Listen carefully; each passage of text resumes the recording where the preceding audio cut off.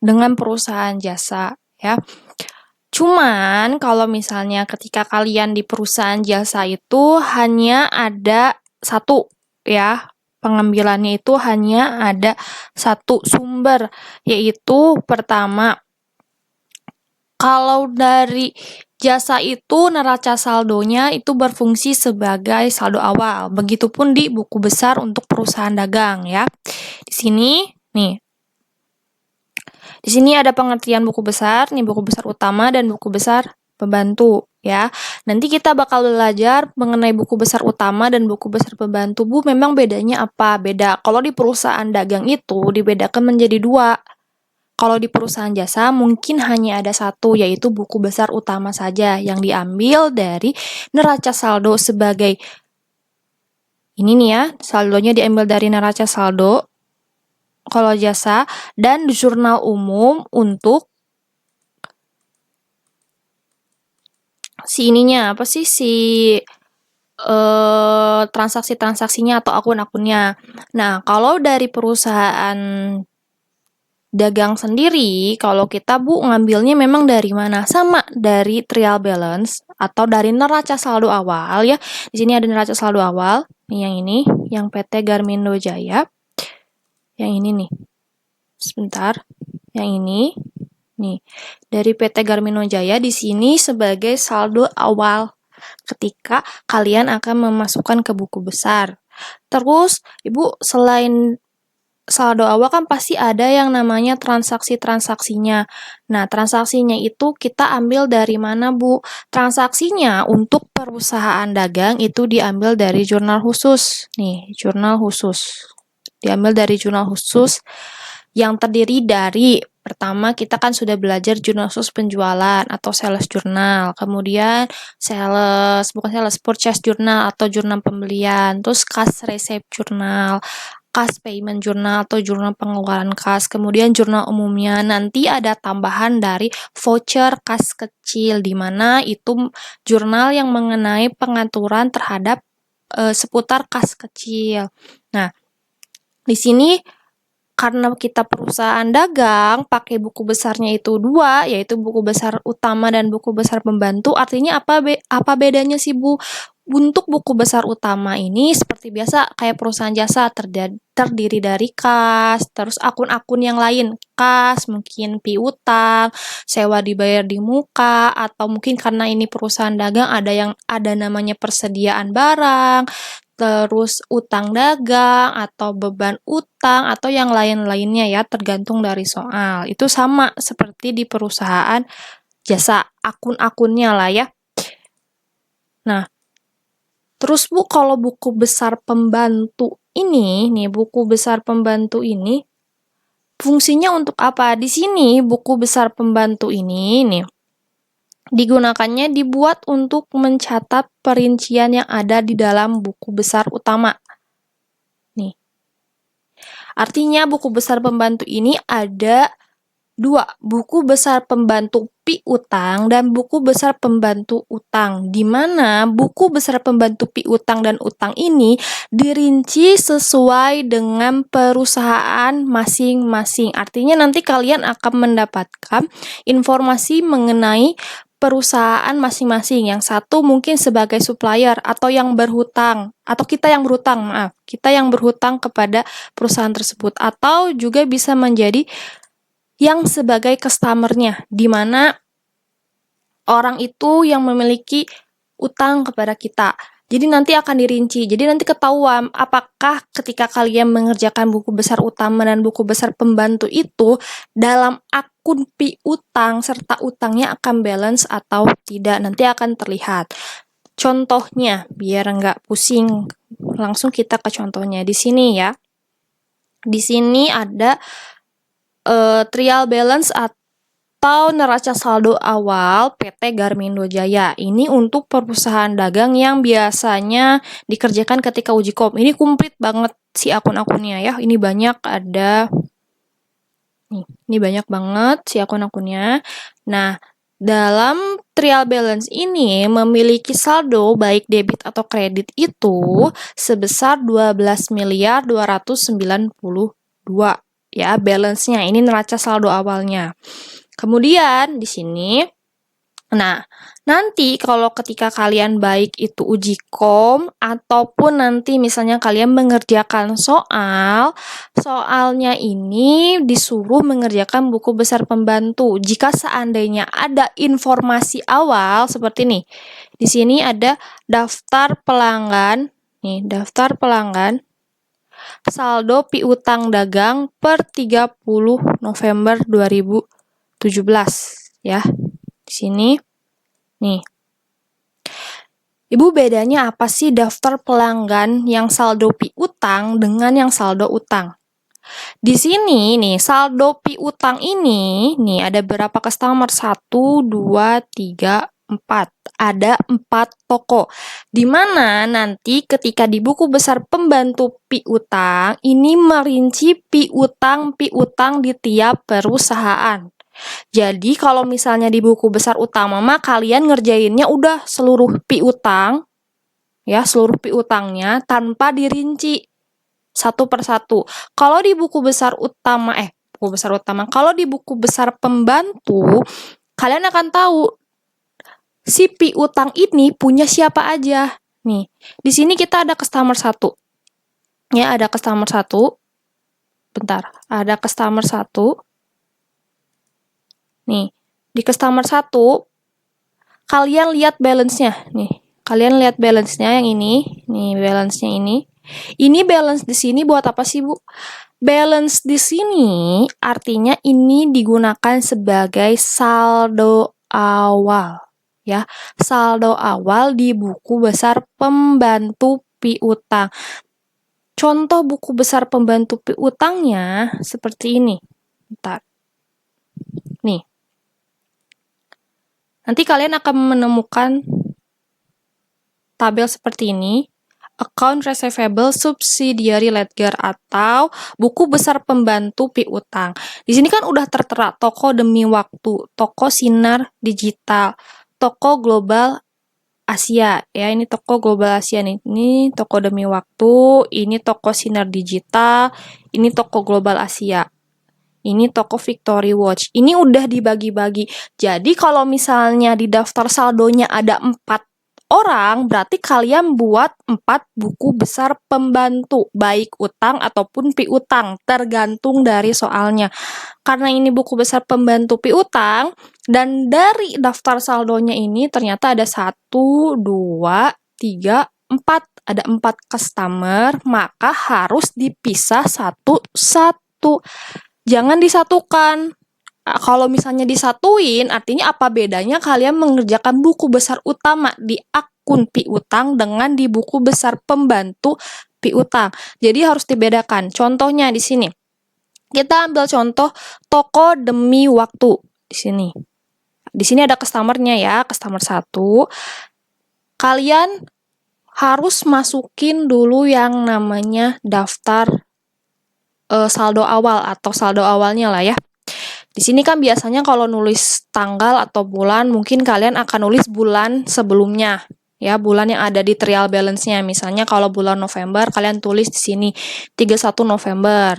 Baru di bawahnya tanggal 1 ketika transaksi. Tapi karena kita nanti kalau kalian kelas 12 itu uji komnya sama IAI, mengikuti aturan IAI, maka ketika kalian mengerjakan transaksi baru ya, maka saldo awalnya itu dimulai dari tanggal 1 ketika transaksi itu akan dihitung. Artinya meskipun di sininya nih, sebentar. Di sininya ini daftar pelanggan saldo piutang dagang per 30 November, ya. Tapi karena kita akan mengerjakannya di bulan Desember, maka itu opening balance-nya di bulan Desember. Jadi kalian nulisnya ini nih. Langsung bulannya Desember. Kemudian langsung masuk ke tanggal 1 di bulan tersebut. Kan tanggal 1 ya. Desember tanggal 1 nih. Terus deskripsinya biasanya mungkin kalian saldo awal. Itu sebenarnya nggak salah. Itu juga benar, karena kita mengikuti aturan IAI, dari sekarang biasakan deskripsi untuk saldo awal itu tulisannya balance ya. Nih, tulisannya balance. Terus masuk sama kalian ke saldo awal. Di sini perhatikan, di saldo awal ini, di balance ini, ada debit dan ada kredit. Kalian masukinnya ini saldo awal di daftar saldo piutang atau di utang. Kalau seandainya kalian masuknya ke piutang, nih ya, kalau seandainya kalian masuknya buku besar pembantu piutang, yang namanya piutang itu bertambah di debit otomatis nih. Di sini nih ada daftar saldo, ya. Nih, daftar saldo piutang ini, baik ini customer 1, customer 2, customer 3, customer 4, ya. Lihat kolom balance-nya, nih yang ini. Lihat kolom balance-nya. Ini. Nih, yang ini kolom balance-nya. Ini ya, nih yang ini. Ini pindahkan masing-masing ke buku besar pembantunya. Masuk ke kolom debit. Kenapa Bu masuk ke kolom debit? Karena yang namanya piutang itu bertambah di debit. Ya, yang namanya piutang itu bertambah di debit. Contohnya ini toko demi waktu 25.675. Kalian masuk ke buku besar pembantu toko demi waktu. Tulis bulannya, tanggalnya, tulis deskripsinya balance, ya. Terus masuk di sini di debit nih, sebesar 25.675 sesuai dengan saldonya. Begitupun kalian masukin toko sinar digital berapa. Tulis bulan, tanggal, balance, debitnya berapa, piutang atau saldo awalnya berapa. Satu-satu sama kalian. Kalau ada 4, tulis 4-4-nya. 1, 2, 3, 4. Tulis semuanya. Tapi Bu, kita seandainya punya keterangan kalau misalnya dari 4 toko ini hanya 3 toko yang memiliki saldo awalnya doang. Ya, dari saldo awalnya aja cuma ada 3 lah, pokoknya 3 toko. 1 toko tidak memiliki saldo awal. Itu berarti nggak usah ditulis ya. Maksudnya nggak usah ditulis apa-apa. Jadi kita langsung masuk ke transaksi piutangnya aja. Nah, kalau seandainya kalian menemukan baik misalnya dari 4 toko yang menjadi daftar saldo piutang hanya ada 3 toko yang memiliki nominal, terus 1 toko nggak ada, misalnya ini nggak ada nih, ya ini nggak ada, ini nggak ada. Contoh toko demi waktu tuh nggak ada saldo awalnya. Berarti diantepin aja Bu, berarti cuma kita langsung ke toko sinar digital, masukin saldo awal, Global Asia masukin, Victory Watch masukin. Nah, karena kita ikut aturan IAI, berarti tetap harus ditulis loh. Kok Bu ditulis? Maksudnya ditulis tuh gimana? Di sini nih, kalian tetap tulis bulan, tetap tulis tanggal, tetap tulis balance ya, tetap tulis balance di sininya. Tapi nanti di kolom debitnya kalian tulis 0, atau kalian strip. Nih, strip kayak gini nih. Strip kayak gini. Kenapa sih Bu kita harus kayak gitu? Karena membuktikan bahwa di toko tersebut memang tidak memiliki saldo awal. Tapi bukannya nggak harus ditulis ya. Kenapa harus ditulis? Karena di IAI aturannya seperti itu. Meskipun tidak ada saldo awalnya, tapi tetap ditulis di sini. Desember tanggal 1 balance. Di sininya tulis 0 atau di strip. Ya, 0 atau di strip sama kalian. Langsung baru ke bawahnya tanggal-tanggal transaksi. Sampai sini paham? Paham nggak? Kita besarin dulu. So, ada yang mau ditanyakan nggak? Sebelum kita lanjut, ini ngambil nominal-nominalnya dari mana? Ada yang mau bertanya? Enggak, Bu. Nggak ada ya. Mudah-mudahan ini jelas sih ada coret-coretan kayak gininya. Nah, sekarang Bu, kalau misalnya ini kan udah kita bahas mengenai kita udah bahas mengenai saldo awal dari daftar saldo. Kalau seandainya kita dapatnya utang nih, Bu. Ya, kalau seandainya kita dapatnya utang, apakah utang juga sama? Utang pun sama. Di sini nanti kalian akan mendapatkan informasi nih, contoh. Di sini lihat. Ini kan daftar saldonya piutang. Di sini juga ada daftar saldo utang dagang.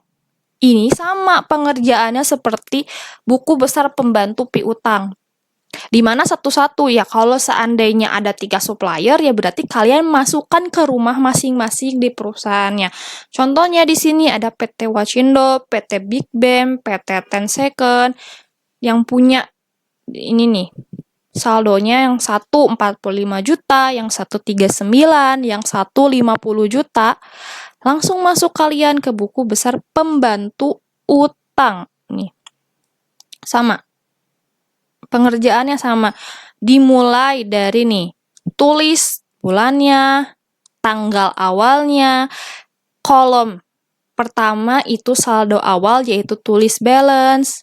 Karena ini utang ya, bedakan. Kalau piutang ini bertambahnya di sini, nih. Kalau seandainya piutang di sini, ini piutang. Tapi kalau misalnya utang ya, utang bertambahnya di kolom kredit. Nih, dimasukkan di kolom kredit yang ini. Di kolom kredit yang ini, sama kalian masukkan si saldo awal yang ada di daftar saldo utang. Itu satu-satu, karena ada 3, kalian masukkan 3-3-nya. Nih, kayak gini. Ini pasti kalian juga paham ya kalau masukin saldo. Sekarang yang jadi pertanyaan, memasukkan setiap transaksinya ini dari mana kalau untuk buku besar pembantu, baik itu piutang ataupun utang. Sekarang gini, pertama kita akan membahas buku besar pembantu piutang, yang ini ya, buku besar pembantu piutang. Yang ini, Ibu kalau buku besar pembantu piutang, selain dari saldo awal, kita kan pasti harus memasukkan nominal-nominal lain nih yang dari transaksi. Itu nominalnya dari mana? Ambilnya nih dari jurnal khususnya. Dari tiap jurnal khusus.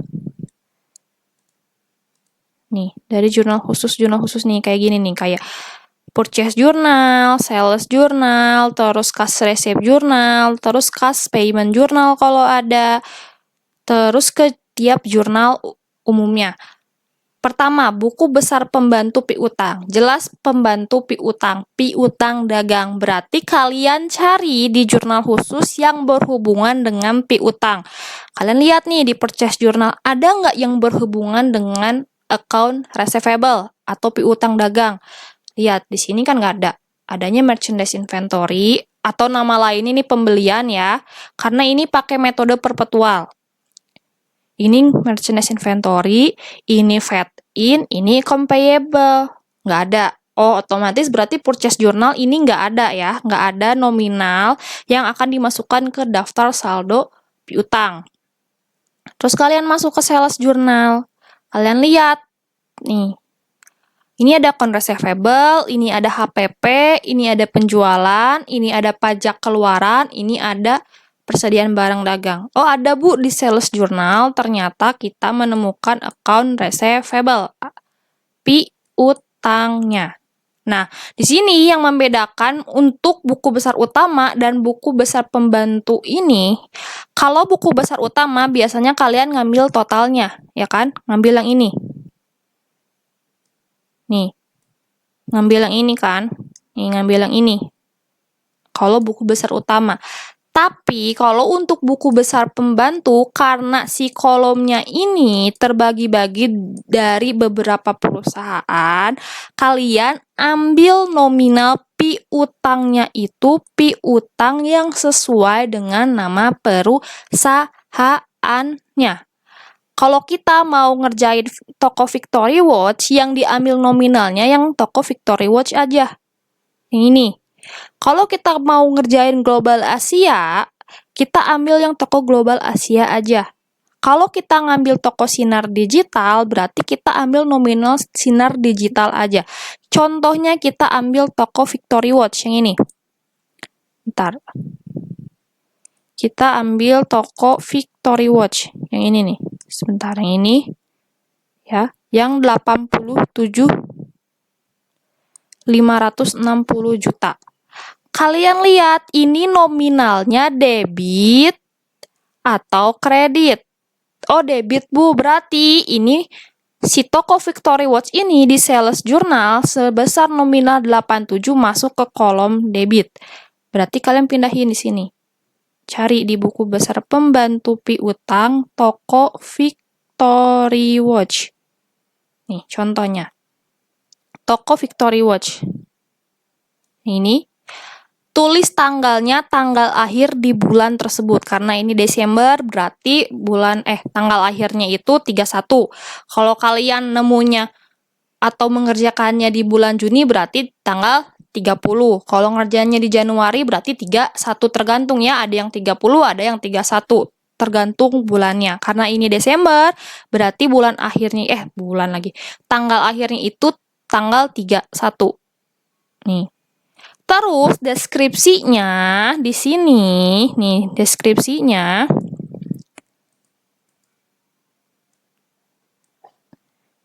Deskripsinya tulis nama si jurnalnya itu dari mana. Karena tadi kita ngambilnya dari sales journal, kita tulis kodenya sales journal SJ di sini sama kalian, SJ. Nih SJ. Bu, boleh nggak kita nulisnya sales journal? Boleh, nggak apa-apa. Kalau kalian mau komplit. Tapi kan alangkah lebih baiknya, biar kalian memudahkan kalian, jadi tulis aja si kodenya SJ, sales journal, SJ. Tadi di sales journal, berapa sih nominalnya? 87, ya kan? Masuk ke kolom apa? Masuk ke kolom debit. Kalian masukkan ke kolom debit 87.560. Nih, sekarang mulai perhitungannya. Kita punya saldo debit. Kita ada pemasukan debit. Debit ketemu debit itu ditambah. Ya, berarti 48 ini, 48.765 ini, nih, sama ini ditambah. Bu, kenapa ditambah? Karena masuk ke kolom debit, ketemu saldo yang ada di debit. Berarti debit ketemu debit ditambah. Pindahin di pinggirnya. 136. Nih, kayak gini. Beres, Bu, sampai sini? Enggak. Kita lihat lagi. Selain di sales journal, nih ya, selain di sales journal ini, nih, selain di sini, ada lagi nggak yang berhubungan dengan yang namanya piutang dagang? Kita lihat lagi. Cash receipt journal. Ya. Cash receipt journal. Ini ada cash in bank, ada amount, ada account receivable. Oh, ini Bu, ada account receivable nih. Yang ini. Di sini ingat, kita mau nyarinya kan buku besar pembantu piutang. Kalau buku besar utama, ambil yang ini. Tapi karena kita mau ngambilnya buku besar pembantu piutang, ambilnya satu-satu. Ya, sesuai dengan nominalnya yang ini. Tergantung dari nama perusahaannya. Contoh tadi toko Victory Watch. Ya, toko Victory Watch. Nih, toko Victory Watch yang ini.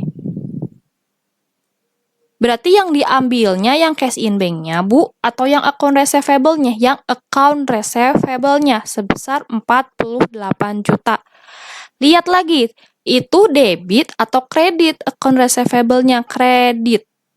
Jadi kalian jangan sampai ketukar debit kreditnya. Ini karena kredit, berarti kalian masukkan lagi nih ke toko Victory. Nih, tanggal 31 yang ini CRJ Cash receipt journal. Kalau tadi debit, sekarang masuknya ke kredit. Nih, 48765. Sekarang ini kolomnya kredit. Di saldonya debit. Nih, 136. Debit ketemu kredit itu dikurang. Berarti 136 dikurangin 48 juta. Kan kalau debit ketemu debit ditambah, kredit ketemu kredit ditambah, debit ketemu kredit dikurang, kredit ketemu debit dikurang. Sekarang 136 dikurangin 48. Karena ini ada dua kolom, debit dan kredit, biar menentukan bisa masuk debit atau kreditnya, kalian lihat. Ketika dikurangin antara debit dan kredit, jika seandainya nominal debitnya, nih, nominal debit ini, saldo debit ini, lebih besar dari kreditnya yang di sini, maka taruh di debit. Taruh di sini nih hasilnya. Tapi jika seandainya kalian menemukan soalnya ternyata debitnya di sini lebih kecil daripada kredit ketika dikurangi nih, debit ini lebih kecil dari ini, maka taruh di sini. Karena ini mah debit lebih besar dari kredit, maka taruh di debit. Ya. Bu, habis CRJ kemana? Beres gak? Enggak. Kalian lihat lagi satu persatu. Harus teliti. Tadi kan cash receipt udah. Terus di sini payment. Di sini hanya ada account payable, others. Ya, others-nya ada nggak di sini? Nomor akun piutangnya. Kalian cari di sini. Nyocokin. Nanti lihatnya di neraca saldo nomor-nomor akun ini. Terus ini cash in bank. Di sini nggak ada, Bu, ternyata. Oke, kita lanjut lagi ke petty cash journal. Di petty cash nih, ini kan kolom petty cash, kas kecil. Di sini, other operating expense, accurate expense, other operating expense, advertising expense. Nggak ada, Bu, nggak ada account receivable. Lanjut ke general journal atau jurnal umum. Ada nggak account receivable-nya? Ya. Kalau seandainya ada, kalian masukkan sesuai dengan kolomnya debit atau kredit. Dan lihat, ini piutangnya punya siapa? Contohnya di sini, nih, ini penghapusan piutang toko demi waktu nih, yang ini. Berarti account receivable-nya yang dikredit ini masuk ke toko demi waktu. Makanya nanti kalian kalau ada yang masuk ke jurnal umum, itu baik itu retur atau penghapusan piutang, kalian tulis di bawahnya itu retur punya siapa sih? Atau itu penghapusan piutang punya siapa sih? Kenapa harus kayak gitu? Karena ini memudahkan kalian ketika kalian akan mengerjakan buku besar pembantu piutang ataupun utang. Kayak contoh ini, penghapusan piutang toko demi waktu. Berarti kan kalian enak, tinggal langsung masukin. Ini account receivable-nya kredit, masuk ke toko demi waktu. Terus ada lagi nggak? Si account receivable-nya. Ada, Bu, ini tanggal 26. Ini tanggal 26. Di sini ada retur penjualan punya toko Victory Watch. Ini account receivable sebesar 36.43750. Nih yang ininya. Bentar. Nih. Ini apa, Bu? Retur penjualan. Nih.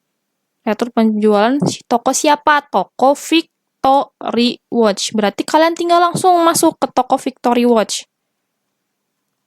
Nih. Toko Victory Watch. Nih, di sini ada.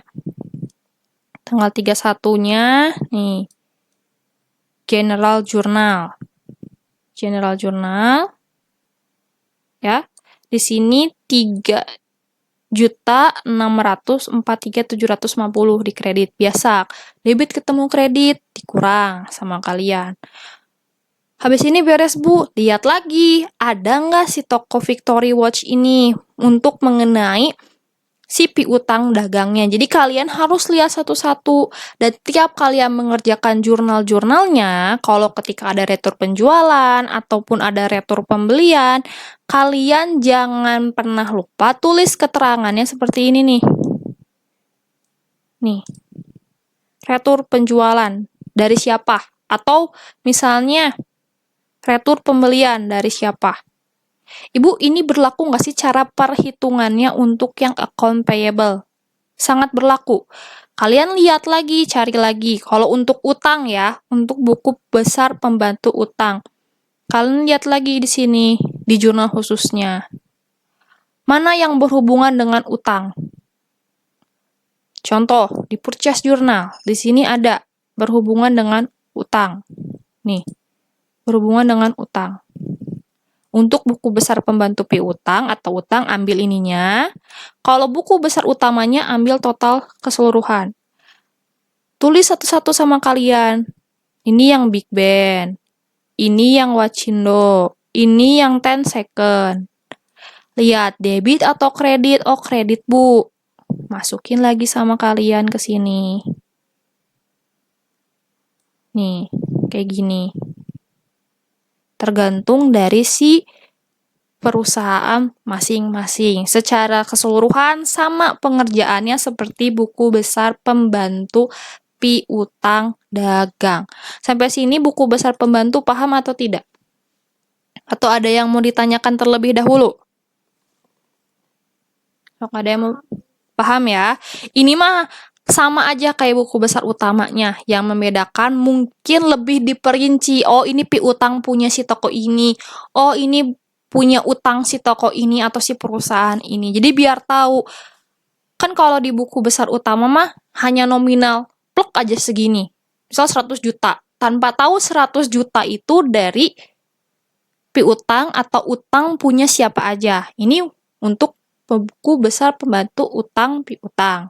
Nah, kalau untuk buku besar utama, ya, buku besar utama, nih, buku besar utama yang ini, untuk perusahaan dagang gimana, Bu? Apakah ada perbedaan dengan perusahaan jasa? Enggak, hampir sama, bukan hampir lagi, tapi memang sama.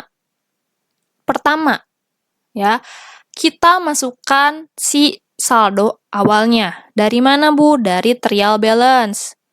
Nih, dari trial balance yang ini. Dari neraca saldo awal.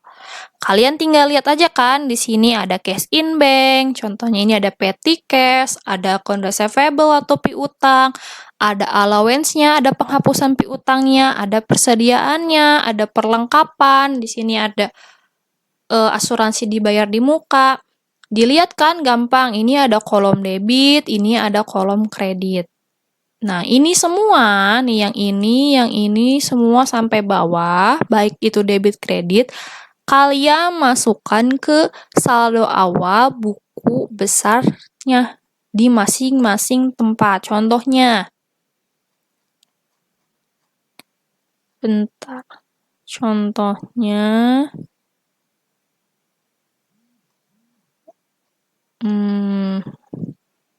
sebentar.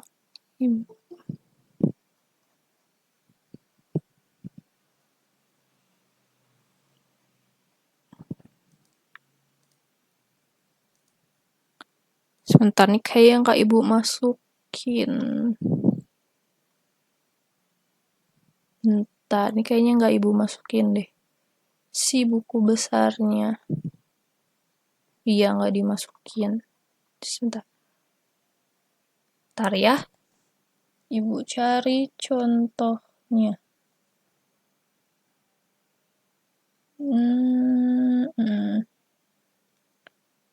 Ini.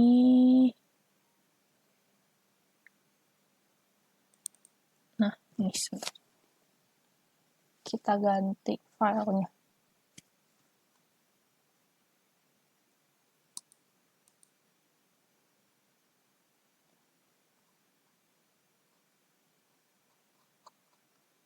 Sebentar. Nah iya, ini. Sebentar ya.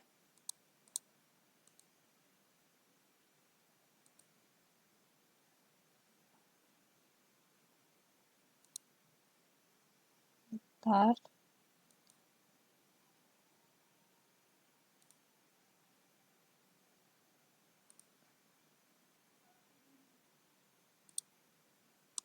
Nah, di sini.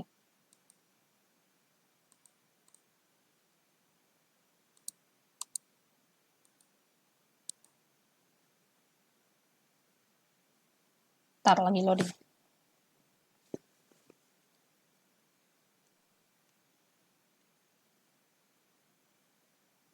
Ini yang ini. Nah, ini. Nih ya, contohnya yang ini ya, di kalian pasti udah masuk juga nih. Ini contohnya yang buku besar utama. Di sini ada buku besar utama, yaitu contohnya ada cash in bank, ada petty cash, ya, ada petty cash, terus ada account receivable atau piutang dagang. Terus yang membedakan nih apa Bu sama yang jasa? Sama aja, cuman akunnya mungkin di perusahaan dagang akan lebih banyak ketimbang di perusahaan jasa. Kalau jasa mungkin hanya sedikit ya si akun-akunnya, nggak sebanyak di perusahaan dagang. Contoh nih ada cash in bank. Di sini ada cash in bank. Ada cash in bank. Terus sama seperti buku besar pembantu piutang, baik piutang ataupun utang, tanggalnya, bulannya ini pakai yang bulan ketika transaksi. Di sini kan jelas Desember. Ya. Tulis di sini sama kalian Desember. Tanggal berapa, Bu? Untuk saldo awal, baik itu buku besar utama, buku besar pembantu, tanggal 1. Di sini sama balance juga nulisnya. Terus di sininya nih di saldo awalnya ini kan ada nih di neraca saldo awalnya.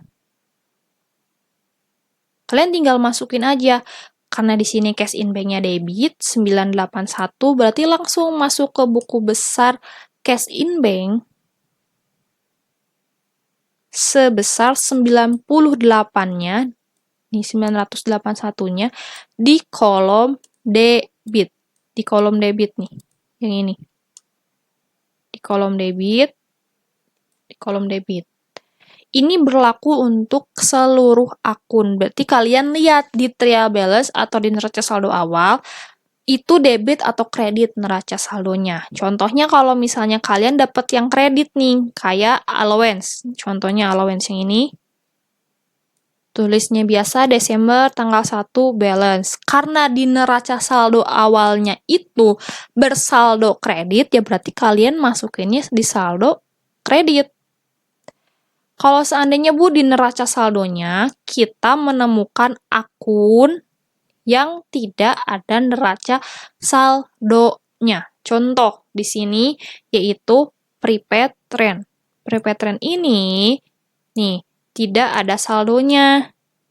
Terus gimana Bu kalau untuk buku besar utama apakah sama seperti buku besar pembantu piutang-utang?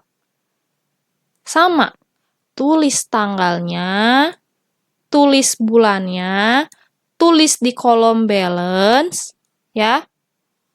Di sininya, di strip atau dinolkan. Nih, atau dinolkan.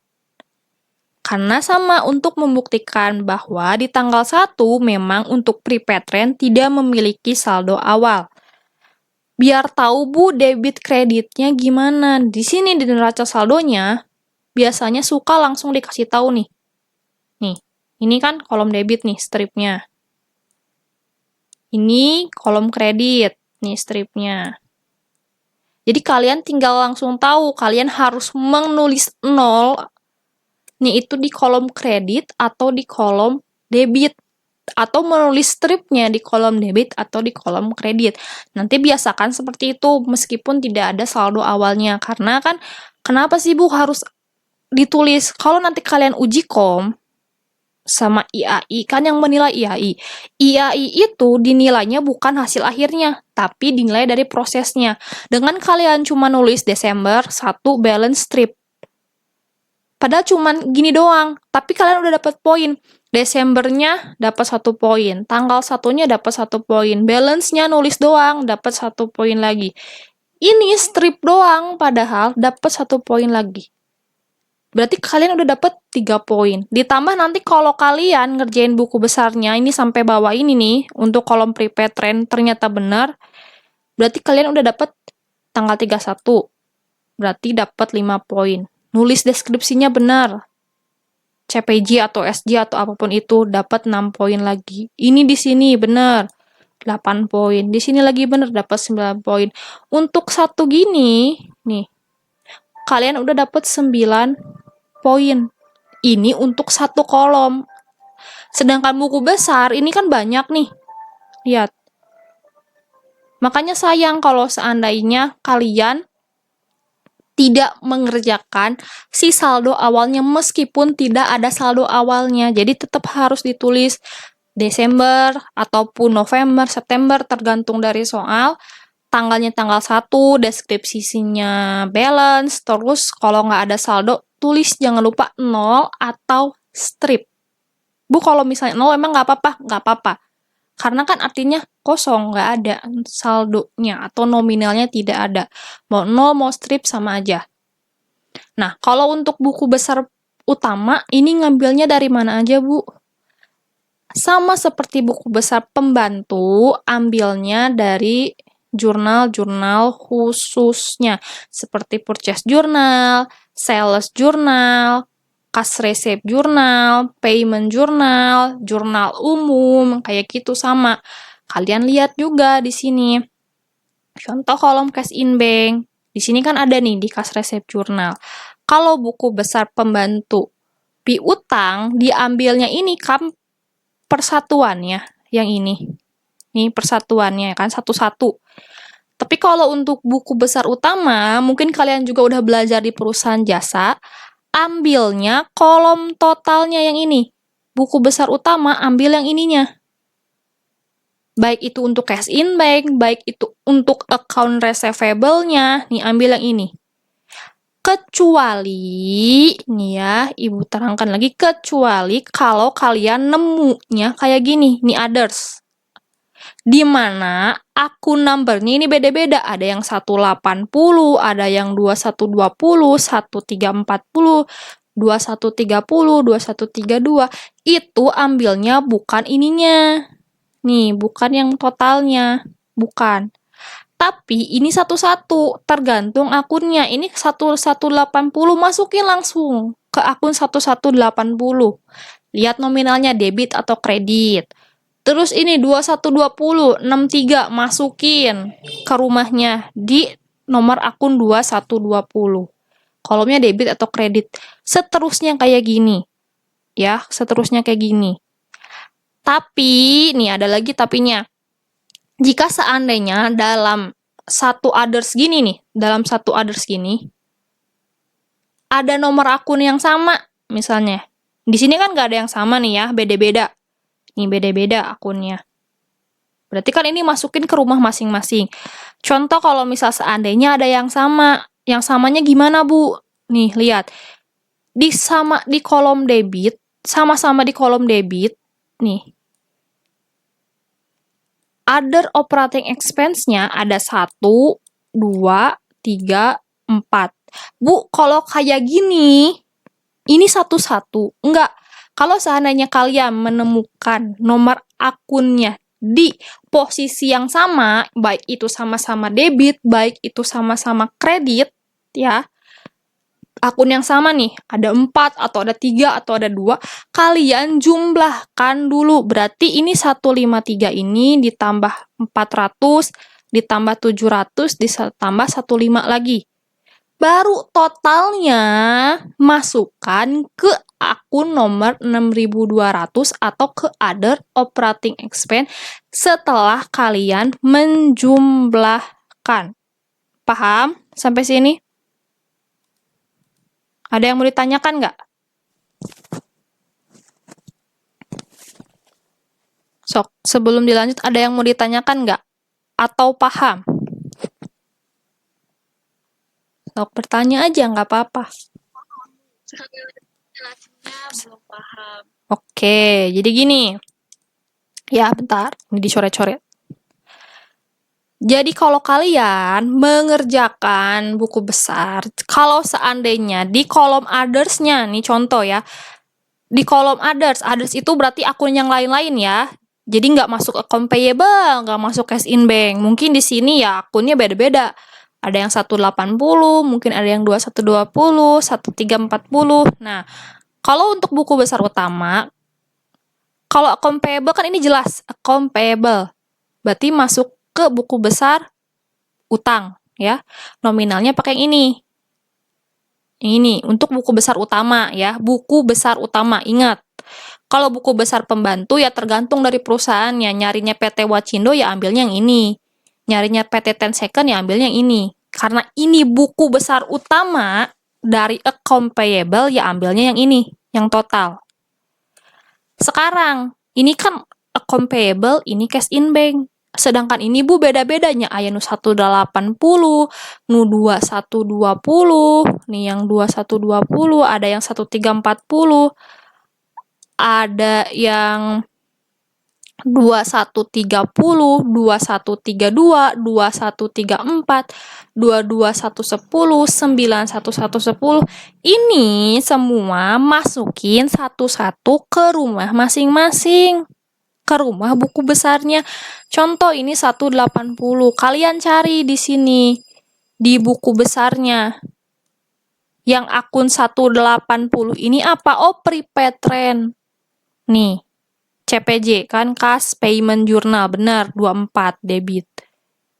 Begitupun seterusnya. Ya, begitupun seterusnya satu-satu kayak gini. Tapi kalau seandainya ini kan akunnya beda-beda 180, 2120, 1340.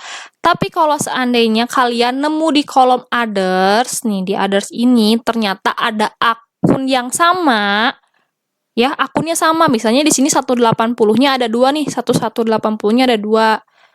Contoh nyatanya ini, nih di kolom others ini nih ya di sininya di amount ini ada satu akun yang terus-terusan muncul ini kayak 6.200 ini ada 1, 2, 3, 4, ada 4 ya. Ada 4. Nanti di buku besarnya ini, Bu, apakah harus dimasukin satu-satu?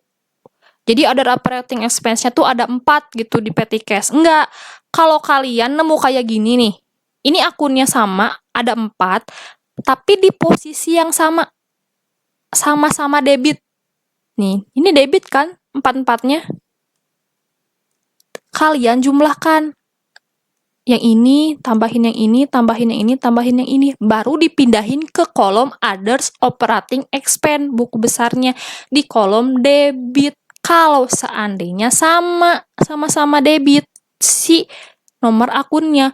Tapi Bu, kalau kita nemu, misalnya other operating expense-nya ada 2, tapi satu di debit, satu di kredit. Contoh nyatanya ada di general journal. Nih. Bentar, kita cari dulu. Ada nggak di sini ya? Di sini. Contohnya. Nih. Contohnya ini misalkan di merchandise inventory. Nih, kan sama-sama akun merchandise. Nih, ada merchandise, ada merchandise. Ini juga nih. Tapi lihat merchandise-nya. Yang satu mah di kolom kredit, merchandise-nya. Nih, lihat yang ini. Satu lagi di kolom debit. Nih. Bu, kalau kayak gitu gimana? Kan kalau tadi mah kalian tinggal jumlahin. Ya, kayak contohnya nih ada account receivable juga. Ini ada account receivable. Ini juga ada account receivable. Yang satu di kredit, account receivable-nya. Yang satu di kredit. Kalau sama-sama kredit, nih yang ini tambahin aja buat dimasukin ke buku besarnya. Karena kan sama-sama kredit. Nih, di general journal ada account receivable 2, posisinya dua-duanya sama-sama kredit. Berarti masukinnya langsung double. Si penjumlahan account receivable yang di general journal. Tapi kalau lihat merchandise inventory, satu mah debit, satu mah kredit, satu debit. Nih, yang ini. Ini gimana, Bu? Ke buku besar utamanya, masukinnya satu-satu. Kayak gini. Bentar, ini mana merchandise event nih? Masukinnya satu-satu, lihat. Ini general journal 1. Masukin kolom kredit. Terus ada lagi general journal 2 ya di sini, general journal 2. Masukin ke kolom debit yang satunya lagi. Jadi dipisah. Kalau seandainya di jurnal yang sama ada 2 akun dengan nomor akun yang sama, tapi di beda posisi, 1 debit, 1 kredit, masuk di buku besarnya pisah satu-satu.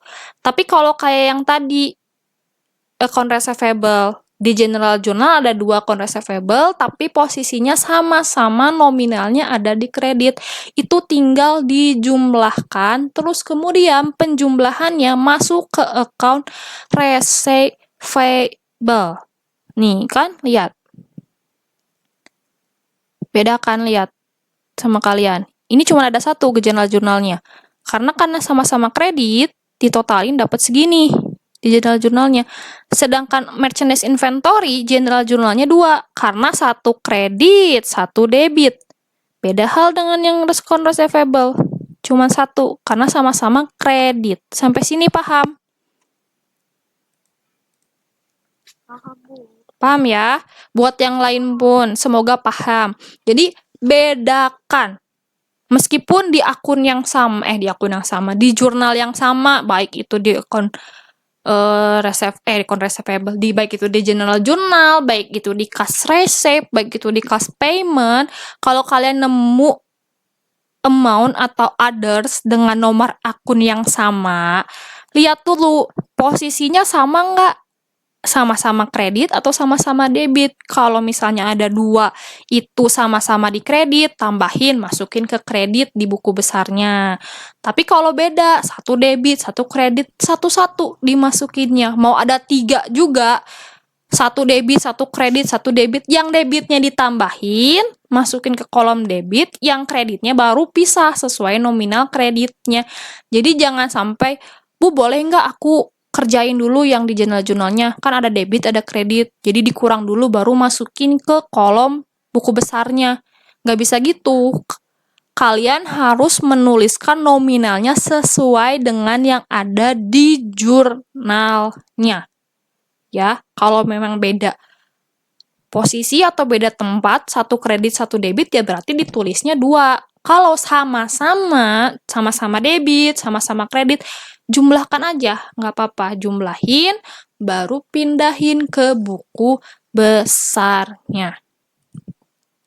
Sisanya ini banyak ya, banyak banget.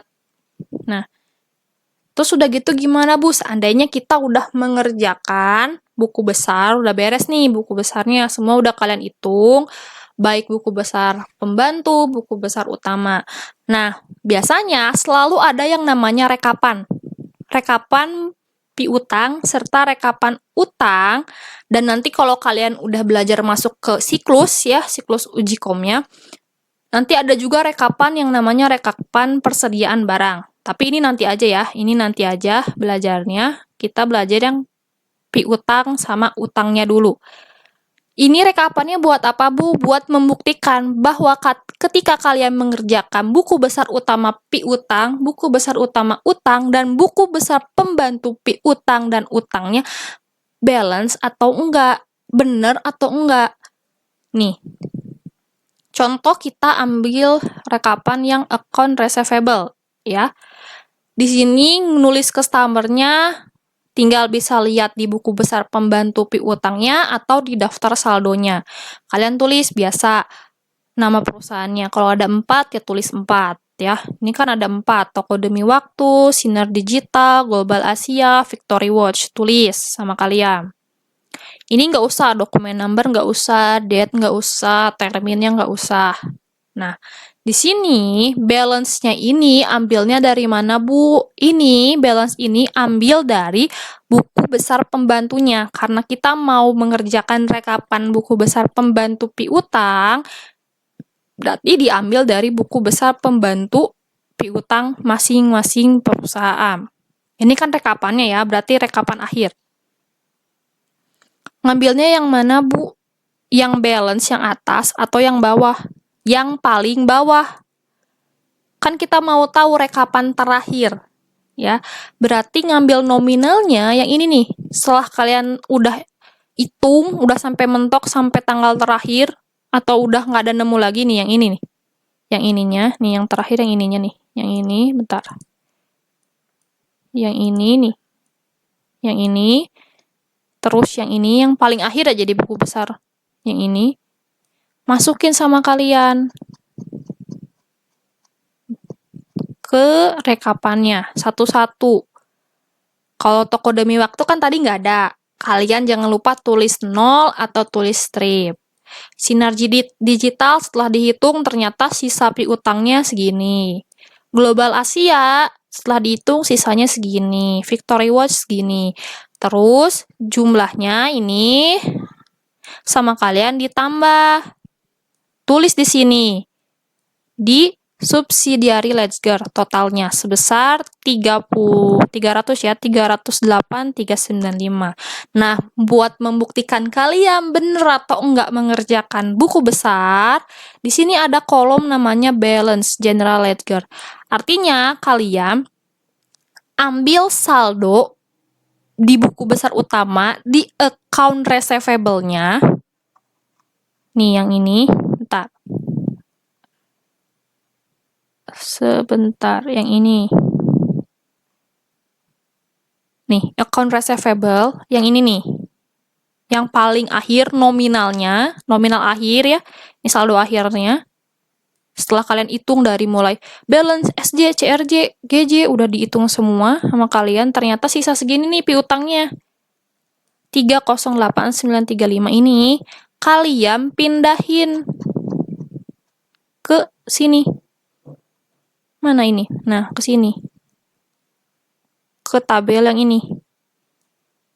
Kalau seandainya sama antara ledger dan general ledger yang ini kan sama nih, sama. Maka difference-nya akan 0 atau kalian bisa tulis strip. Artinya kalau kayak gini, kalian mengerjakannya balance atau benar antara buku besar pembantu piutang dan buku besar utama piutangnya kalian benar. Tapi ternyata kalau setelah kalian mengerjakan ada selisih. Misalnya yang di sini 308.935, di sini 308.930, kan selisih 5.000. Di sini kalian tulis 5.000. Artinya ini ada kesalahan dari kalian sebagai akunting. Salahnya di mana? Bisa jadi kalian mengerjakan buku besar pembantunya salah ngitung atau salah masukin, atau bisa jadi di general ledger-nya yang salah. Makanya harus teliti ini membuktikan bahwa kalian mengerjakannya balance atau enggak. Ini pun berlaku untuk utang. Utang pun sama.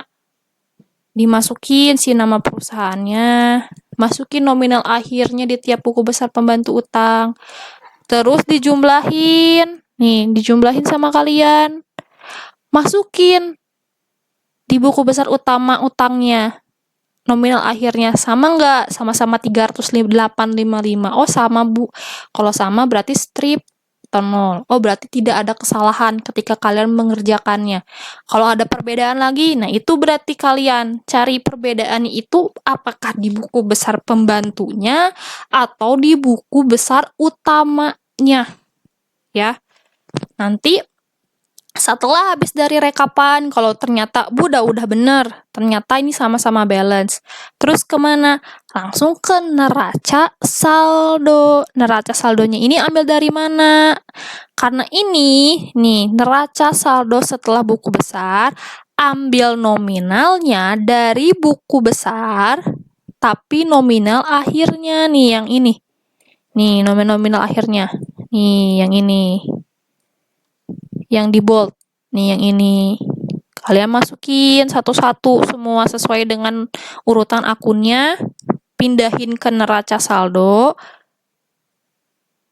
Pindahin ke neraca saldo di sini. Kalau debit ya debit, kalau kredit ya kredit. Nanti sampai akhirnya kalian tahu neraca saldo kalian balance atau enggak. Kayak gitu. Kayak jasa tapi akunnya lebih banyak.